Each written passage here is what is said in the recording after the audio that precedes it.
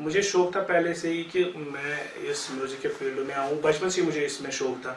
फिर मैंने पहले फोक इंस्ट्रूमेंट्स बजाया करता था मैं इसके, फिर मुझे शौक हुआ कि मैं इसी में अपना कैरियर बनाऊँ। फिर मैंने 12th के पास institute of music and fine art university of Kashmir में मैंने एडमिशन लिया है, इंडियन क्लासिकल संदूर में। मैंने वहाँ पे डिग्री हासिल की है। अब मैं इसमें मास्टर्स कर रहा हूँ यूनिवर्सिटी ऑफ इलाहाबाद से।